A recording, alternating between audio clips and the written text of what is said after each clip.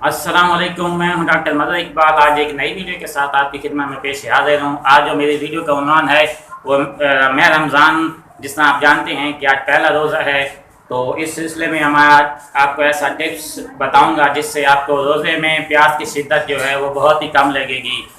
तो इलाज शुरू करने से पहले जिन भाई ने अभी तक मेरे चैनल को सब्सक्राइब नहीं किया तो जल्दी से मेरे चैनल पंजाबी डॉक्टर टिप्स को सब्सक्राइब करें और साथ लगी घंटी के निशान को दबा के आल पे क्लिक कर दें ताकि इस तरह की जो मज़ीद वीडियो है वो आप तक सबसे पहले पहुँचते रहें।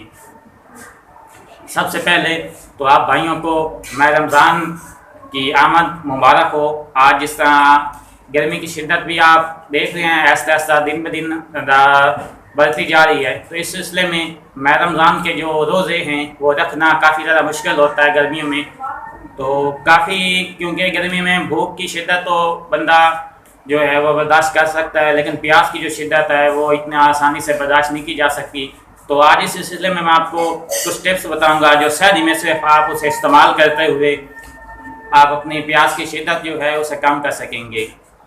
सबसे पहले तो कोशिश आप ये करें कि मुर्गन ग़िज़ाएँ और जो घी में तली हुई चीज़ें हैं सहरी में उनसे परहेज़ करें, और गर्म चीज़ें जैसे जिनके साथ यानी कि ज़्यादा प्यास लगती है, चावल हो गए, और इसके अलावा आलू पालक होगी। पालक की जो टेम्परेचर होता है वो हाई होता है, यानी कि उसके साथ भी वो मैदे को हीट करती है, तो उसके साथ भी जो प्यास की शिद्दत है वो ज़्यादा लगती है। कोशिश करें इन चीज़ों से थोड़ा सा परहेज़ करें। और उसके अलावा आप दही का जो रहता है, अक्सर दही में चीनी इस्तेमाल कर लेते हैं, जो दही में चीनी इस्तेमाल करने से वो मैदे पे अल्सर करती है, उसके साथ भी प्याज की शिद्दत जो है बहुत ज़्यादा लगती है।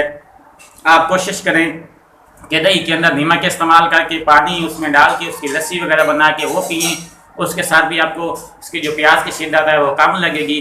और इसके अलावा जब आप खाना खा लें, खाना खाने के बाद सिर्फ 5 दाने आपने 5 दाने, अगर कोई इससे कम, यानी कि ये मैं बड़ों के लिए सिलसिला बता रहा हूँ, अगर इससे जो छोटे अफराद हैं वो 2 से 3 दाने भी इस्तेमाल कर सकते हैं।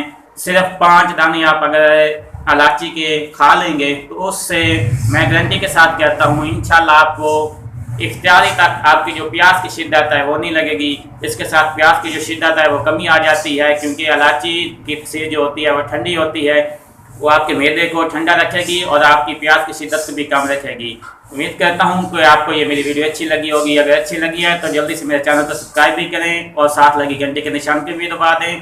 इसे लाइक और शेयर ज़रूर किया करें। मिलते हैं नेक्स्ट वीडियो में, तब तक के लिए अल्लाह निगहबान।